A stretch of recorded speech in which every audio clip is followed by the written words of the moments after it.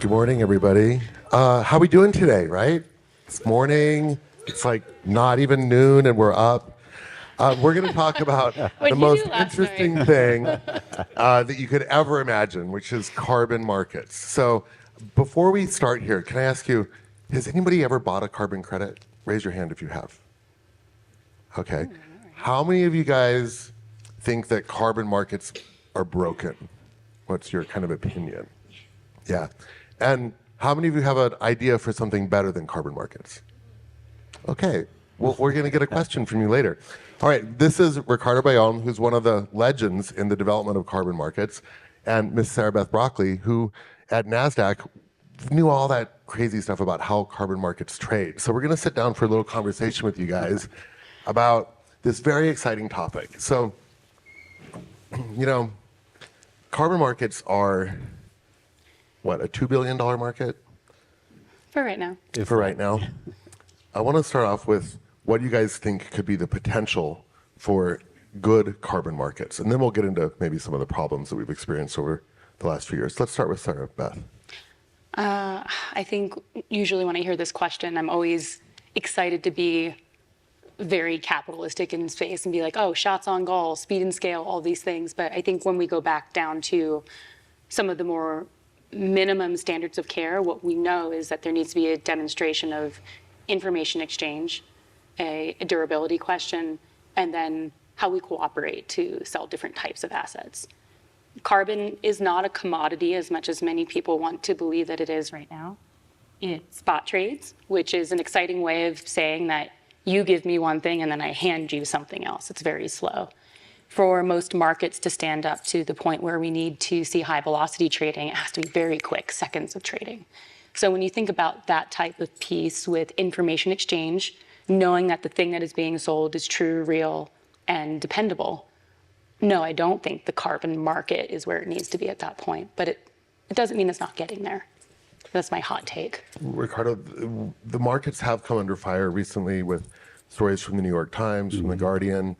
Even comedy shows have been kind of trashing the carbon markets. Everybody's gotten in on the game. So, you know, there's this general sense that they're not doing enough to fix the climate crisis, but there's this bigger question, which is what else could be done? So can I ask you, having been involved for 30 years in this market and watching the development of where we're at now, what do you think that we could be doing better to improve or fix these markets? Well, I think we can be doing a lot better. And I think according to your previous question, yes, the voluntary carbon markets are somewhere in the 1 billion, 2 billion. Regulated carbon markets are close to 100x that, 100 million. So I think we have to understand the difference between voluntary and regulated markets. I think the voluntary carbon markets and the regulated carbon markets are absolutely necessary because they are the only ways we have found to put a price on carbon so far. I think there's a lot of other ways we could be doing. There's a lot of things we could be doing better. One of the main things is I think we're going to have to put value to so many of the services that nature provides, whether it's clean air, clean water, biodiversity. Those don't have a value in our economic system. We've got to put a value on them. And I think what I like about the carbon markets is that they are showing us some examples, some experiments around how that might happen and the role that policy plays, the role that voluntary markets play. And I think to your question of how big could it be, I think it depends on a lot of different things. One of them is, can we build that integrity, that trust in the market that I think has been lost over time? And what role do the regulators come in and play? But if you're saying we don't need carbon markets, what we need is better policy and better regulation, I would 100% agree with you. But if you think we're getting the best and the better regulation anytime soon, I don't think you've been paying attention to where regulation is going. And so far, it's been one of the only ways to get money into small developing countries, Congo, Ghana, Ivory Coast, all over the world. It's done better than most of the other things we have to put a price on. Yeah, I mean, it's not a handout for one thing, which is important, and it is a market signal mechanism. I think for the audience, maybe could you just give a quick definition between a regulated carbon market and a voluntary carbon market? Because we hear this all the time, but there might be a couple people out there wondering, like, well, what the hell is the actual difference? Yeah, so a regulated carbon market is when a government says you will reduce emissions, you will buy carbon. They set a cap and they allow people to trade against that cap. So California has a regulated carbon market, the EU has a regulated carbon market. Many countries around the world, from China to Colombia to other places, have regulated carbon markets. A voluntary carbon market is where nobody is forcing you. As a friend of mine used to say, nobody wakes up in the morning wanting a bowl of carbon. But nobody's forcing you. You just decided out of voluntary initiatives and pressure from the public that you will reduce your emissions first. And this is another thing that gets thrown at the carbon markets, is that they are preventing people from reducing emissions, that we need to reduce emissions in-house, in your supply chain, and not do offsetting, right? I think that's a misconception. Study after study after study has shown us that the companies that are buying carbon in the voluntary carbon market are the ones that are doing the most to reduce their internal emissions. Yeah, the ones that are not involved are the ones that are doing nothing. It is part of there's a kind of almost like a carbon supply chain where you're looking at tracking and trying to understand your scope 1, 2, and 3 emissions to get to net zero. Once you start to understand how much carbon you're costing, so to speak, you then start to look at offsetting or trying to get toward net zero. And carbon markets are very much the center point of any attempt by any corporation in particular, or even like countries, to move toward those net zero goals. Because if you don't calculate, you don't know how much to offset. And just to add a point there really quickly, I mean, imagine we've gotten companies voluntarily to put up $1 billion or more, $2 billion, into projects that reduce emissions all over the world. If you had asked me 20 years ago, will we get companies to voluntarily, no government pressure, to do that? I would have said very, very hard. So, we've done that. And now we're saying, oh, no, that's bad. Let's throw that all away. Let's, do other things. I'd love to see more policy and more better governance, but we haven't seen that yet. I didn't have a little bit of a different take on that. Again, NASDAQ worked with about 4,000 publicly listed companies during my time when I was head of carbon strategy there. And one of our biggest pieces that was, of course, easy to facilitate were companies that were mega cap size. So Google's, Microsoft's of the world that had the political, the social, and the financial capital to set an internal price on carbon, or to start purchasing their own level set investments in nature-based solutions or any type of technical carbon dioxide removal. However, the serviceable market, 92% of middle market cap size companies, $10 billion and below, they never had to, because they didn't have either the political will or the financial capital to be able to invest in any type of carbon sequestration projects outside of doing the thing that would provide for retrofits, changing out light bulbs, changing over OpEx and CapEx operation pieces. However, post-Paris Agreement, that kind of leveling up integrity system where people are wondering what their peers are doing, setting scope emission reduction targets, that all now in the past 2 years has come into like massive information deluge. And that's been exciting. But I definitely agree with you. The kind of confusion that you get with any CFO or like ESG comptroller internally at a company, whether it's public or private, there's still this level of education that is lacking to just even describe what the difference is between the purchasing power on the regulatory or on the voluntary market. And one of those like more exciting pieces is just like getting people to talk about how they can start putting this into the financial bottom line of a company as an enterprise risk, rather than just an assembled climate change risk, because this is the moral good that we need to do by the end of the century. And I'm just curious how many people understand like what is removed today for carbon dioxide removal versus what they think needs to be removed, because that's always something that I think is interesting. Can you tell us the answer to that? So it's like most terrestrial and aquatic ecosystems right now do the bulk removal of carbon dioxide. So it's 2 billion tons per year. Does anyone know how much human beings kind of emit year on year? It's a scary figure. Shout it out if you have an idea. It's about 35. But in some other places, it gets towards 50. The CO2, it's 50.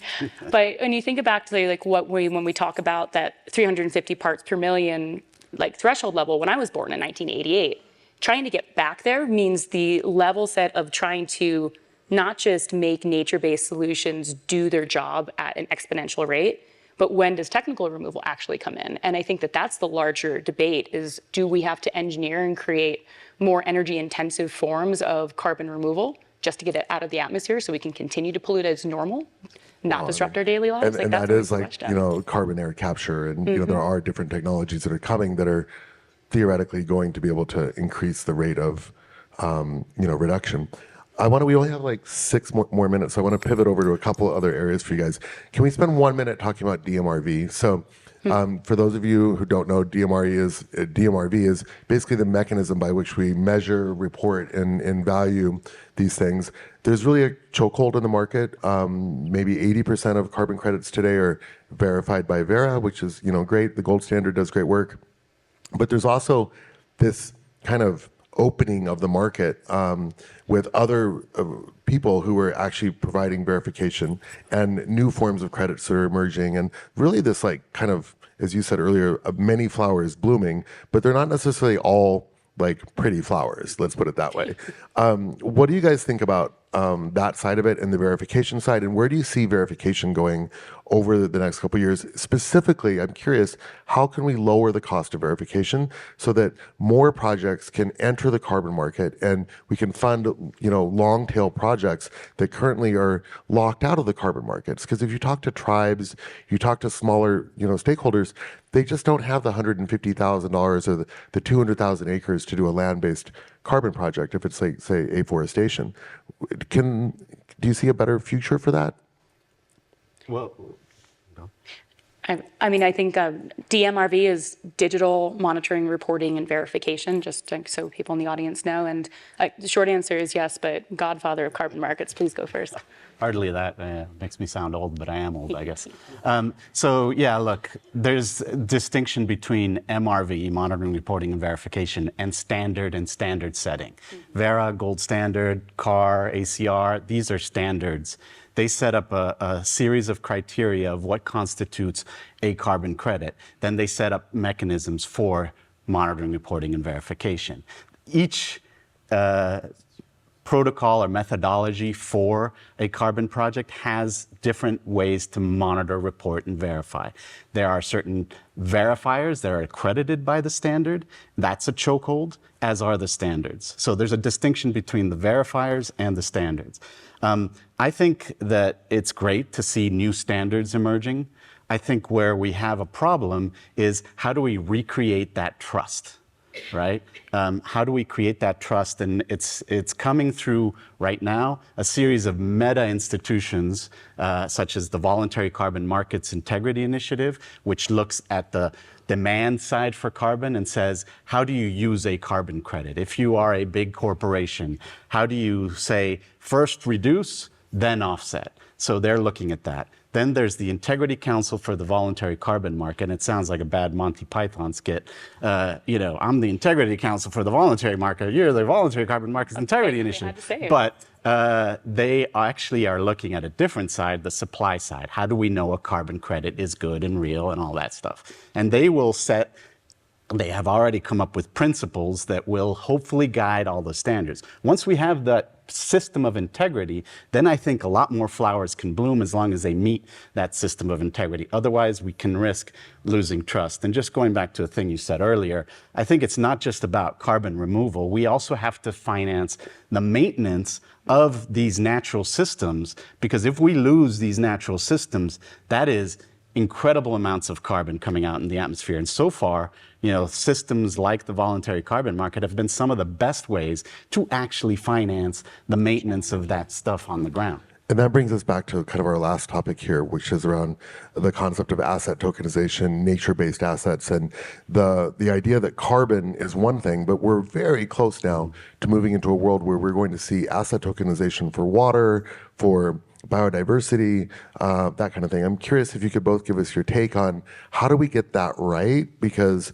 we're going to see very, very soon the kind of financialization of many commons-oriented things. And a lot of people have a big problem with that.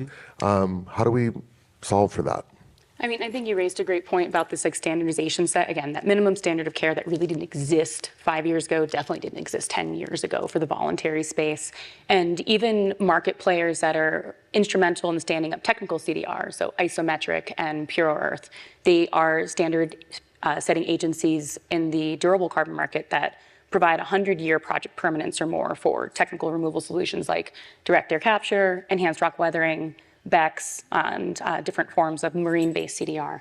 But what we're talking about is more on the protection of what is a unprotected asset class, and that's biodiversity, nature credits, water credits, and carbon credits, methane credits.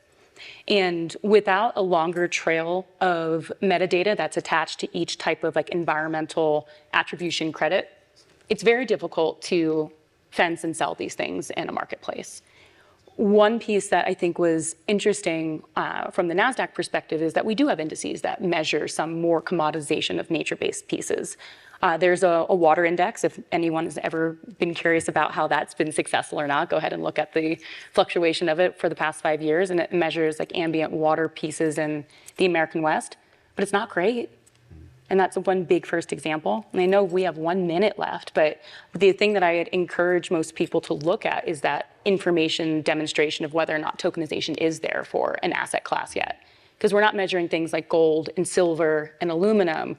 We're measuring pieces that have never really been demonstratively managed in the first place. Before we wrap up, can you guys give us, what do you think is the right price for carbon? I can tell you that I don't know what the right price is. I know what the wrong price is. And 0 is the absolute worst price we can get. And so I think that's what we got to do. And in terms of your question on tokenization, I think there's a distinction between how do we incorporate this into our market systems, all the values of ecosystem services, and tokenization, which could be a help in all of that. And so I think we need to sort that out quickly. There are a lot of experiments going on in how do we incorporate biodiversity water, and we can go on for hours on them, but I'll stop there. Thank you. Thank you very much, everyone.